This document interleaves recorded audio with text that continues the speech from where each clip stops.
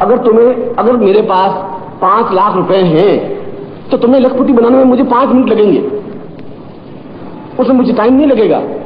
सिर्फ उस 5 लाख में से 1 लाख रुपए तुम्हारी जोड़ी में डाल देने, तुम लखपति बन जाओगे। और तुम्हें लखपति बनना तुम्हारे लिए तो बहुत बड़ी बात हो जाएगी। तुम 1-1 रुपया कमा करके लखपति इस जिंदगी में नहीं बन सकते, मगर यदि गुरु चाहे तो तुम्हें लखपति बना देगा। इतना ही करना पड़ेगा कि उसको अपनी जेब से 1 लाख रुपए निकाल के तुम्हें जोड़ी में टांगना है। मगर उसके लिए पहले ये देख ले कि ये दुरुपयोग तो नहीं करेगा, क्योंकि अनायास जो चीज प्राप्त होती है, बिना परिश्रम की जो चीज प्राप्त होती है, उसका मूल्य और महत्व शिष्य समझ नहीं सकता, उसको आंक नहीं सकता, उसमें गरूर आ जाएगा और वह गरूर गुरु के लिए बहुत घातक हो जाएगा, दुखदायी हो जाएगा। उस गुरु को चाहिए उस गरूर को समाप्त करे, इतिहास को देखे और इतिहास में ये गलतियां हुई है, गुरुओं ने ये गलतियां की हैं और शिष्यों ने इन गलतियों का लाभ उठाते हुए अपने आप को पतन के रास्ते पर डाला है। इसलिए गुरु को चाहिए कि वो पाद पद अब पैदा नहीं करे और शिष्य को चाहिए कि वो विवेकानंद बने, और विवेकानंद बने उसके लिए वो तीनों सीढ़ियां हैं। वह समर्पण की सीढ़ी है, वह सेवा की सीढ़ी है, वह श्रद्धा की सीढ़ी है। अगर तुम्हारे गुरु के प्रति श्रद्धा नहीं है तो व्यर्थ है, और अगर तुम्हें सेवा करने की क्षमता नहीं है तब भी व्यर्थ है। वह तुम सेवा करके एहसान नहीं कर रहे हो गुरु पर, तुम श्रद्धा करके भी एहसान नहीं कर रहे हो।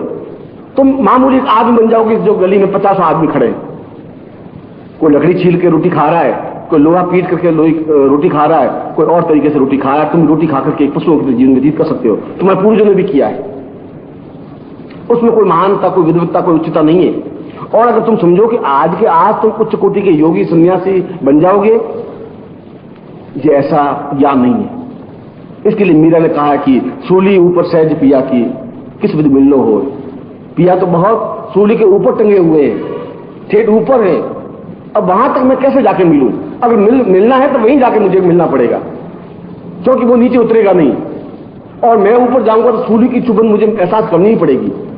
और अगर सूली की चुभन महसूस करने की क्षमता है, वो दर्द झेलने की क्षमता है, तुम्हें अपने फ्रीडम से मिल सकती है।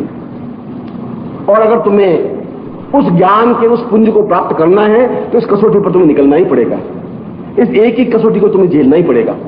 वह जो प्रहार करे उसको तुम्हें सहन करना पड़ेगा और फिर भी मुस्कुराना पड़ेगा, फिर भी श्रद्धा व्यक्त करनी पड़ेगी, मन से, हृदय से, चेतना से, प्राणों से, यहां तक कि तुम्हारे खून में मिल जाए। और पक्षी, आपने देखा होगा कि जब सर्दी की ऋतु होती है और सर्दी की ऋतु में मानसरोवर झील पूरी बर्फ से ढक जाती है, इतनी बर्फ से ढक जाती है कि उसके ऊपर फुटबॉल का मैदान बन जाता है, फुटबॉल खेला जा सकता है, हॉकी खेली जा सकती है, ऐसा मैदान बन जाता है।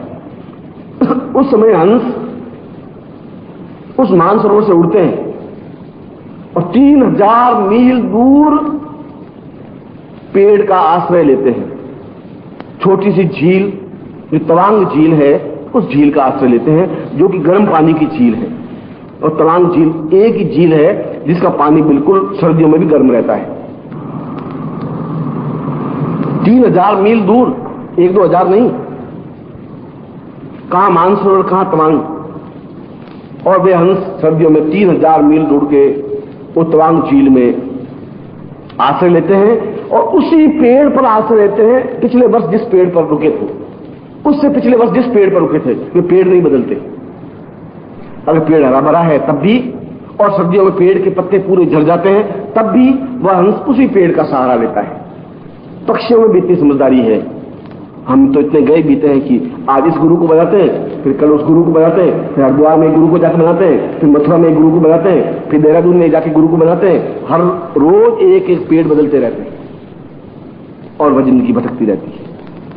वो हंस नहीं बदलते। हरा भरा पेड़ है तब भी उसी पेड़ पर आश्रय लेता है, और सूख डंठल पेड़ हो जाता है तब भी वहीं पर आश्रय लेता है। वह जानता है कि आश्रय अगर मुझे मिलेगा तो यही मिलेगा। इसको श्रद्धा कहते हैं। और अपने आप को पूर्ण रूप से निमग्न कर देने की क्रिया, वह ज्यादा जानता है मुझसे, वह समझदार है, विवेकवान है, क्योंकि मुझसे ज्यादा बुद्धिमान लोग मिलते हैं उनसे और प्रभावित होते हैं।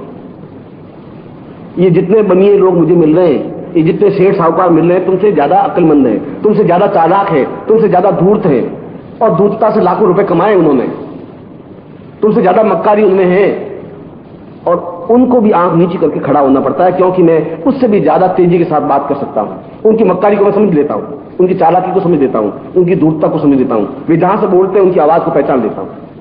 उनकी मक्कारी मेरे सामने चलती नहीं, उनकी धूर्तता भी मेरे सामने नहीं चलती। वो सैकड़ों लोगों को धूर्त जरूर बना सकते हैं, वे मक्कारी से दूसरे लोगों को शीशे में उतार सकते हैं, मुझे नहीं उतार पाते, क्योंकि मैं जानता हूं कि ये कहां से क्या बोल रहा है, इसकी आवाज कहां से निकल रही है। मैं तुरंत वहां उस घाव पर टच कर लेता हूं, अगर तुम ये कर रहे हो, जी ऐसी कोई बात नहीं, ऐसी बात इस मेरे सामने चालाकी मत करो। मेरी जिंदगी में गेहूं के दाने बोए नहीं है, घास नहीं काटा जिंदगी में, फसल नहीं लिए। मैं तो मनुष्यों की फसल रोज पैदा करता हूं, रोज मनुष्य की फसल काटता हूं। मैं जानता हूं कि ये बेकार का दाना पैदा हुआ है, ये असली दाना पैदा हुआ है, इसमें 25, इस बाली में 25 दाने हैं, ये सूखी टंडल बाली। मैं जानता हूं, तो जिंदगी मैंने सुमितित कर दी। इसलिए तुम अगर आंख ऊंची उठाते तो मैं समझ जाता हूं तुम्हारी आंख में क्या है, तुम मेरे सामने कितने गिड़गिड़ा और हाथ नीचे मैं जान लेता हूं तुम कहां पर हो। पूरा बैरोमीटर मेरे सामने लगा हुआ है, और जिस क्षण मुझे एहसास होगा कि अब इनमें समर्पण आ गया है, तुम्हें कुंदन बना देने में मुझे कोई टाइम नहीं लगेगा, 1 सेकंड लगेगा। तुम्हारा 20 साल का परिश्रम तुम्हारा परिश्रम है। हो सकता है कि तुम एक लोहे से कुंदन बन जाओ 5 मिनट में, हो सकता है तुम्हें 5 साल लगे। मैं तुम्हारे, क्योंकि मैंने तुम्हें बताया कि तुम्हारे पास ये 3 ही रास्ते हैं जिसके माध्यम से तुम लोहे से कुंदन बन सकते हो। मैंने तुम्हारे हाथ पार्श पत्र जला दिया है, जिसको तुम श्रद्धा, जिसको तुम्हें समर्पण, जिसको तुम्हें सेवा कहा जाता है। और सेवा वह जो तुम्हें काम सौंपे, वह जानता है कि तुम्हें लकड़ियों, ये किचन होए, तुम्हें लकड़ियां डालनी है, वह जानता है तुम्हें क्या काम सौंपा जा रहा है। तुम्हें इस बात का नहीं वो क्यों सौंप रहा है, और तुम्हें मालूम होना चाहिए कि गुरु ग्रंथ साहब ने, सरदार पंजाब में, यदि कोई गलती करता है तो उसको क्या काम सौंपा जाता है? उसको सौंपा जाता है कि आने वाले लोगों के जूते साफ करने।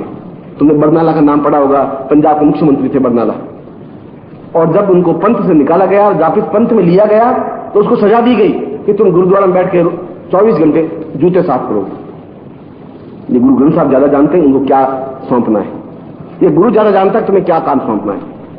इसलिए तुम पाद पद्म बन सको, विवेकानंद बन सको, तुम्हारे हाथ में। तो गुरु तो एक जगह खड़ा है।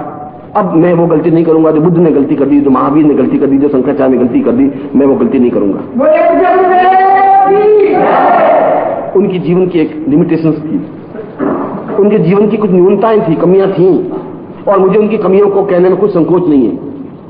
इसलिए संकोच नहीं है कि वो भले ही मेरे सामने खड़े नहीं हो, मगर उनके सैकड़ों अनुयायी मेरे सामने खड़े हैं। हो सकता है लठ लेके खड़े हो जाए, आ जाए, ऐसा हो सकता है, ऐसा हुआ है। मगर यदि मुझे ताकत, मुझे क्षमता और मेरी बात में सत्यता है, इतिहास अपने आप इस बात को जवाब देगा। इतिहास अपने आप इस बात को कहेगा कि ये बात कह रहा है वो सही कह रहा है। ये उसके जीवन की न्यूनताएं अगर हैं तो मुझे शंकराचार्य की न्यूनताएं बतानी चाहिए, और उनके जीवन की विशिष्टता है तो मुझे विशिष्टता बतानी चाहिए। इसलिए गलत हो गया, समुद्र खुद गंगोत्री के पास जाके खड़ा हो गया, यहां गलती हो गई। समुद्र को अपनी मर्यादाएं छोड़नी नहीं चाहिए थी। उसने पाद पद्म को वह ज्ञान दे दिया जब उसका अहम तोड़ा ही नहीं। जब अहम नहीं तोड़ा तो उसके मन में यह आ गया कि मुझे खुद को शंकराचार्य बन जाना चाहिए, और शंकराचार्य मैं तब बन सकता हूं जब मैं इनकी हत्या कर दूंगा। इतना जघन्य अपराध इसलिए हुआ कि उनका अहम गला नहीं, उनमें खून को स्पष्ट नहीं किया गया, खून को शुद्ध नहीं किया गया, खून में कहीं कहीं मलिनता, कहीं कहीं गंदगी रही। ये गुरु की ड्यूटी थी, ये शंकराचार्य की न्यूनता थी, ये शंकराचार्य की गलती थी, और उस गलती का परिणाम शंकराचार्य को भुगतना पड़ा।